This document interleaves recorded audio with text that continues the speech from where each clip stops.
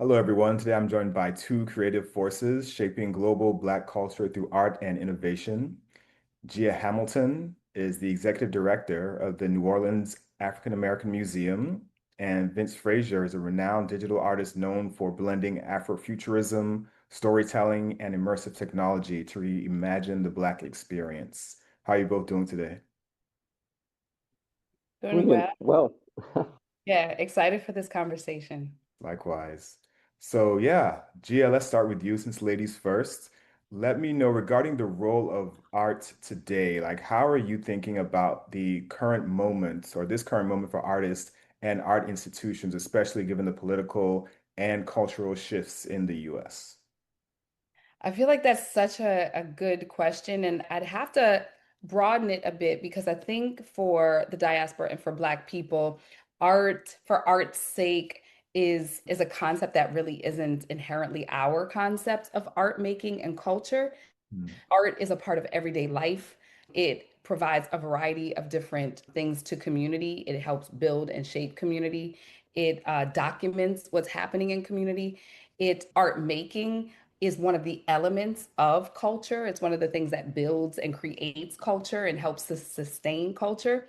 So I would think right now in America, in this political and economic time, art is actually under attack. So this notion that freedom of expression, being able to document what is happening right now, being able to even imagine what the future holds, is something that is incredibly critical. So the role of artists, in my estimation, is that really has remained consistent, but there's a critical element right now, which it involves a level of bravery and courage on the part of institutions, of curators and artists and the community all working together to make sure that that artistic expression is lifted up and available and accessible to others. So, as a former art maker, which is where I started my career as an anthropologist and an artist, a visual artist, I love the idea of making that hand body connection,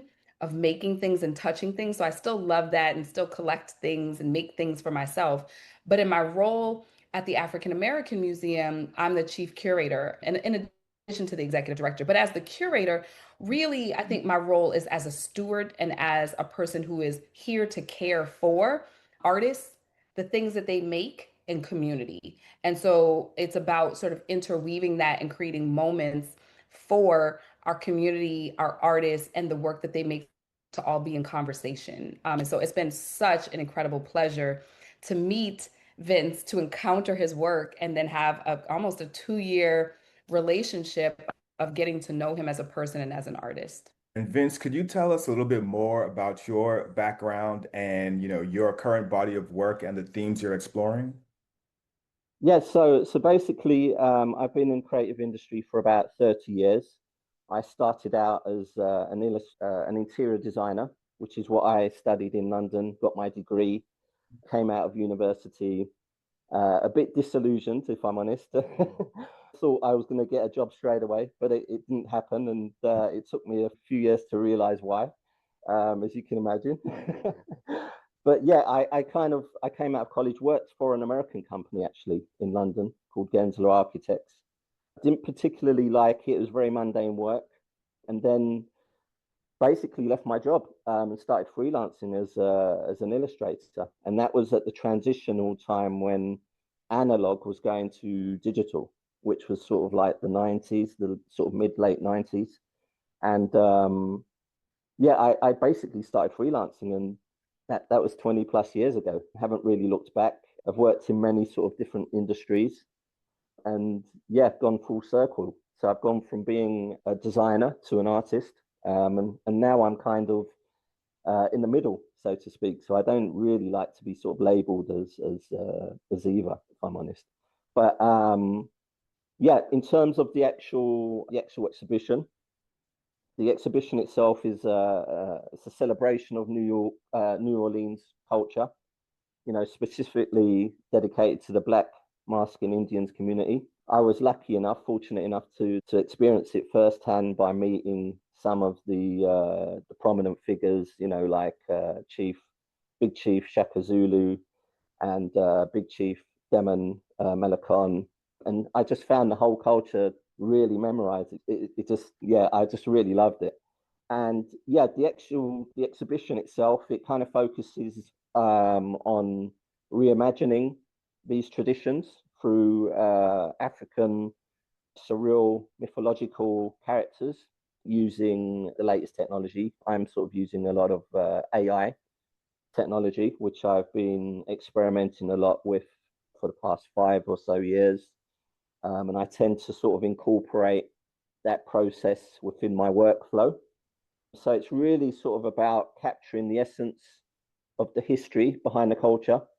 And as I said, the exhibition itself was like a 2 year artistic study of experimenting with different artificial, intelligent large language models, machine and deep learning techniques.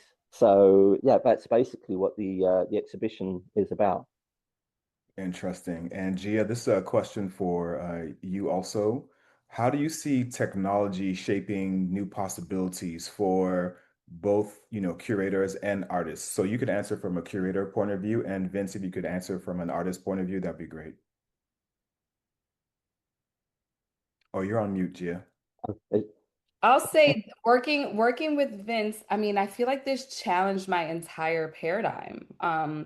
Just like having to really learn a new language and specifically with the installation, really just learning how to create the environment for this work to live in has been something that's been like a journey and I think shaped the way I will approach curatorial work in the future. It's interesting because Vince, you talk about the fact that like, as an illustrator, which is such a kind of labor intensive, like analog process, Mhm. and see it transform into the digital. The thing that struck me really about Vince's work in particular, when I first saw it, which was in Miami in 2018, was that it had soul. Somehow he had figured out how to capture the soul or the thing that I like to say in art, right, gives us that emotional experience or connection to a piece that isn't just about cerebral or an analysis of a thing that we're seeing. And I had never experienced that before with digital work. So prior to really encountering Vince's work, I think I was a bit, if I'm being honest, sort of turned off by what I was seeing, the direction I was seeing, artists take. And it really wasn't until I saw Vince build what feels like these layers of worlds on top of Different themselves. realms. Yeah. And Yeah. then interact with each other and then interact with the viewer that I felt like, oh, this actually is meaningful. And so that was kind of my hook. So I would say for the kind of, I guess, more old school curators like myself who, right, have been also in the analog world and transitioning, I think it's about kind of opening your mind to what artists have to say and how they're using technology as a tool and a methodology in the same way that, painters work, in the same way that sculptors work. Mhm. Um, and I think to me, it speaks to Vince's integrity around his work that he was able to kind of create something that really does communicate a human experience. So that's kind of my notion. And I'll be honest and say, I also feel like I'm still in it, Vince, if I'm being honest. I'm waiting It- for the opening. And so I don't feel like I'm on the other side of, yeah, we produced this thing that, mhm. has this digital cutting edge, technology. I feel like I'm in the process of feeling through, wow, this is what we're doing. What impact will Yeah, this? it's only starting to kick in. Yeah. I'm sort of like tapping myself on the back. Wow, is this really happening? For me, it's a big honor, and it's a pivotal point for me as a visual artist to be able to exhibit and showcase and have a piece which is going to be a permanent piece, a permanent installation in the museum. So for me, it's huge. For me, it's like my journey. I've completed my task as an artist. But yeah, going back to what you were saying, Gia, it's funny because that particular exhibition, I remember a family, an African American family, contacted me, and they had gone to that exhibition, and it was three generations. I think it was the daughter, the mum, and the grandmum. And the daughter contacted me, and she said, "Oh, we went to your exhibition, and we absolutely loved it." And she was saying that I'm not into art. The only reason I went to this exhibition was because of my younger daughter. And my mum, my grandmum, you know, she doesn't like art at all. And they all went to this exhibition and they all absolutely loved it. And they actually came back and saw it a second time. So I suppose that kind of tells you, you know, the experience. Yeah. Yes. Yeah. And Vince, I guess on a similar vein with the question I asked Gia earlier, in terms of how technology is shaping new possibilities for artists, like right now you're using AI. What are your thoughts on the possibilities that exist right now and where you see things going and how fast things are moving and the possibilities for artists down the line? The possibilities are endless. I mean, if I'm honest, I never thought I'd be alive today to see what's actually happening. Mm. You know, coming from using tools like Adobe Photoshop when it first started, you know, version 3 or 4, which was in the early 90s, to what we're able to do now is absolutely amazing. It still blows my mind. The AI tools, it's funny because when I actually created this exhibition, which was 2 years ago, the AI tools were still very much in the infancy. So a lot of the work which I created was basically created locally on my computer. So there wasn't all these different platforms which you have today. So basically, you'd need to have a very good computer which had a very good graphics card in order to be able to generate these animations which I used to create. So from the period from then till now, it's just changed so much, like drastically, in terms of what you're able to do and how easy it is now for creatives to be able to use these tools. I mean, I'm using quite a few different tools now, which are not locally run on my computer. They're basically companies which you know, which have platforms online, and you can just basically use these tools, and it's so much quicker because they have the infrastructure and they have, you know, they're cloud based, and you don't need to have a good GPU in order to create these animations. The downside to that is it's very expensive. You have to have subscriptions. And as an artist like myself, I experiment a lot, so I tend to go through so much generating, you know, and repetition in order to be able to get what I want.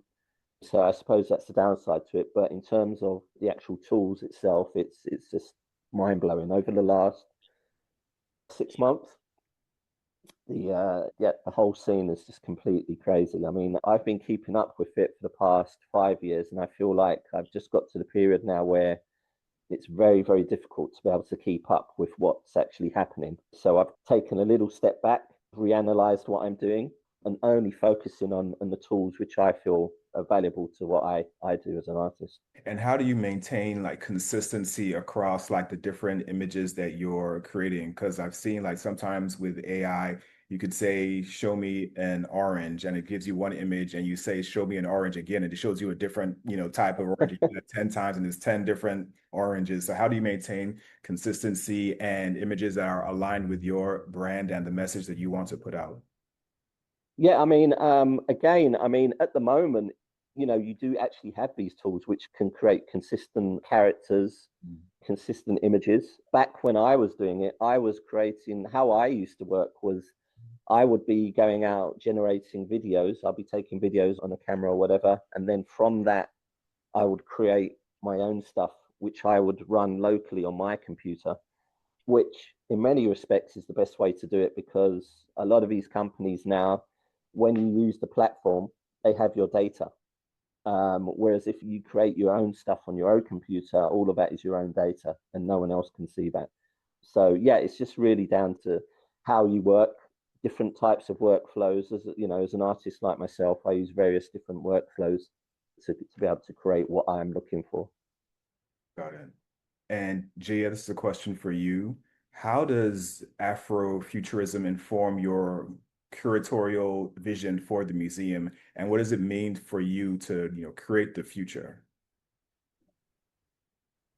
Yeah, I think that's a really good question. My background, I think, was informed by punk culture and growing up in the South as a kid who liked skateboarding and liked punk music and was, trying to find community and found that community in New York with a variety of other folks who kind of all, it seems like, descended upon New York in the 90s.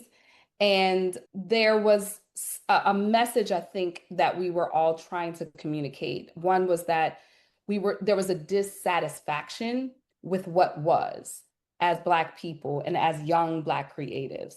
But there was also a sort of deep creative process.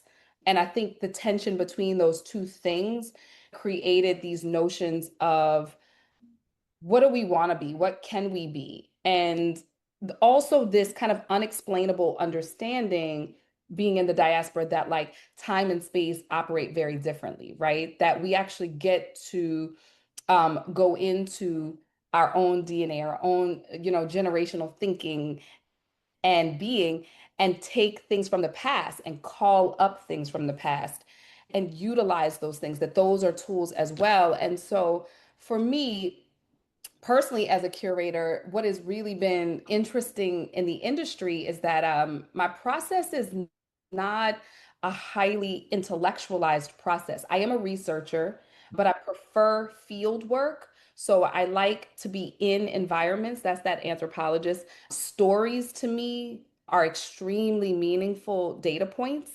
The energy of a particular space or environment is really important. The context of like where I am, why I'm there, how I got there are all things that I take note of. Mm. And this notion of movement, I really do consider myself, I love the visual arts, but the interdisciplinary realm is where I'm most excited. So dance and music and vibration and the movement of things and how things find one another are most interesting to me as a curator.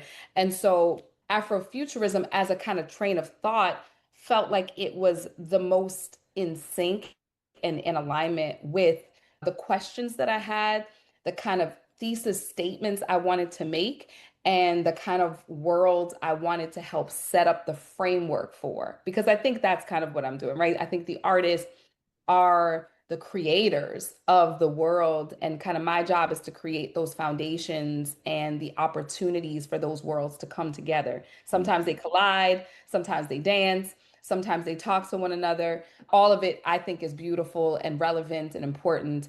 And I think finally, one of the things that at the New Orleans African American Museum that was particularly interesting to me was going into the very painful experience of the Ma'afa for people of African descent, but really thinking about the experience of our ancestors and them bringing their technologies, their genius, the things that they were creating to this new world. And so when we think about new industry, specifically in New Orleans, which is like the second largest port of people of African descent, they actually brought their technologies and their AI, if you will, their intelligences to these grounds.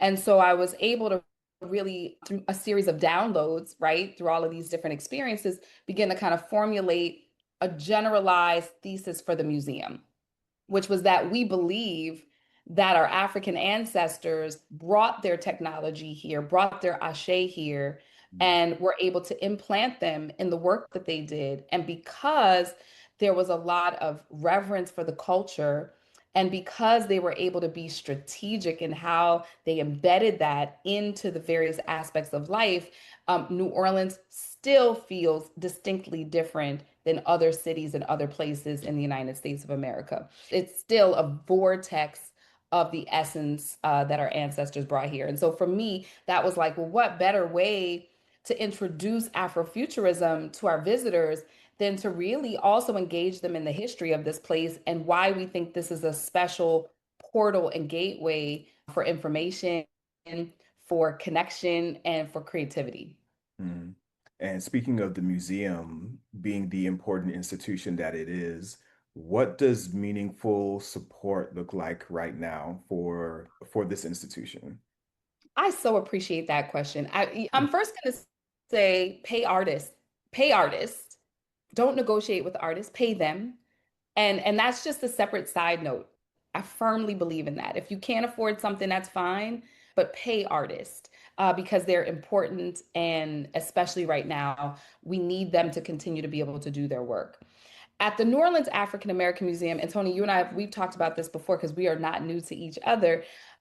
I think this moment is a potentially beautiful call to action Mm. for us, for the Black community, for the diaspora, but also for our co-conspirators who are in this work, right? So you don't have to be a Black person to care about Black institutions, to care about Black businesses. You just have to be a co-conspirator who's willing to put something on the line for this, right? Which tells us that you demonstrate and you recognize the value of it.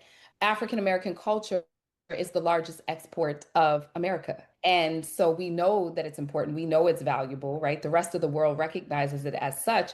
And so my kind of big job as executive director is in sharing with people like right now, this is the time to get inspired by the institutions, make friends with them, become a part of their community, and to regularly support them. And that regular support could be the way that you think about your tithe and offering. I'm going to make sure each month in some way that this institution has the capacity to stay above ground and continue to do its work. I'm going to get involved in ways that I can, and I'm going to use my platforms and voice to uplift the institutions that are in, some of which are in crisis. Others are being destabilized, right? And so I would say where we are as an institution is, we reopened the museum in 2019. It had been closed for 7 years. Everything had to be rebuilt from scratch. So challenge is not new to us here at the New Orleans Museum, right? In many ways, Vince, you're laughing. I feel like we worked as artists, right? We were resourceful and 100%. Yeah. Yeah. determined. And I think part of it is because, quite literally, our staff is made up of creative and artists. Most of us have an administrative background, which allows us to do the institutional work, but we're gritty. And we believe in keeping this land and being guardians and stewarding this land and this property of this 2-acre campus in the oldest Black neighborhood in America, in Treme. We know how valuable and important it is. And we believe that the artists we work with help us to create this larger web of creativity, of connection, and of the ability to like imagine the future. So it really is big work. And we say large and small gifts are both welcomed, they are used wisely with integrity, and we believe in then gifting back what we can to our community and to the artistic community, right? So every time we get a gift, we think about how that gift impacts a person who's making a thing that then impacts all of their community, their family, etc. People can give, on our website, which is noaam.org. But we just encourage people to come to Vince's new permanent installation, Ancestral Odyssey, because we think that this has the potential for global impact as visitors come into New Orleans. Yeah, I mean, I think I'm not 100% sure, but I think that there isn't really anything like this in New Orleans, this particular exhibition or experience. And it being right, the actual proximity of where it is as well, right in the middle of the community, I think it's going to be a big, big success. So yeah, I'm really looking forward to it. Vince, what do you hope audiences take away from the exhibition? I hope that people come, that they feel number one empowered, and I want them to sort of go there and ask questions and for things to sort of linger in their minds long after they've actually visited the Mm. exhibition. To come away asking questions. And yeah, I think it's really about remembering, resisting, and dreaming forward. So yeah, I hope that people come and they kind of enter my world, my portal, and experience something different. Experience something which blurs the lines between the past, present, and future. Awesome. And Gia, what about you? What are your hopes for the exhibition? Vince, you said that so well. I don't even know that I could add to that. I think it has been, like I said, it's been a privilege to live with the work through the last 6 months, knowing that we're working towards this on Juneteenth of all opening Yeah, night, it's right? special. It's very special. This notion of Black liberation and to be able to celebrate that with an artist who is building these worlds for us to consider and to get excited about. I just think, we need enthusiasm and inspiration. We need to stay in a mode of transforming and not be afraid to grow and to change. And Vince, I think you're such a good Mm. example of an artist who, didn't stick with this thing and sort of, do 10 toes down and say, this is what I'm going to do and I'm going to make it work. But you were Yeah. adaptable and really resilient and continue to be. And I think it's why, there's some just really incredible larger artists that are working with Vince. And so for us in New Orleans, in this very important city, in this very important neighborhood, to have this permanent installation where Vince is in conversation with the traditions here, but he's also bringing his own aesthetic, his own ancestral memory, if you Yeah. will, Yeah. to the forefront is just, I think, going to be this transformative experience. And Mm. I think it will be something that, especially our young people, right, who are much Mhm. more attuned to the technology, I just think that they're going to find part of themselves in this work and feel Mhm. that anything is possible. So it's incredible. I'm very excited about the possibilities of this. Yeah, Well, no, I mean, in terms of like immersive experiences, they're very common. Well, not common, but it's quite a buzzword now. mm, In London, there's so many different venues now which do immersive experiences, but there's none which are catered to people of color. So for me to be able to create what I create specifically for us, so to speak, it's really special. And yeah, I mean, I'm just over the moon to be able to have created this for the museum. I think something that I think I just want people to know is like the literal generosity of artists. I didn't know Vince. I saw his work, and this has happened often in my career with various generous people. And I reached out to him as a very small museum in the South, right? Small but important, without a huge budget. And Vince was excited and enthusiastic the moment that we started the conversation, and he has never lost that enthusiasm. So I want us to kind of like capture this moment of an internationally known and recognized artist in his own right who has done work at the Tate and with Erica Badu and others, right?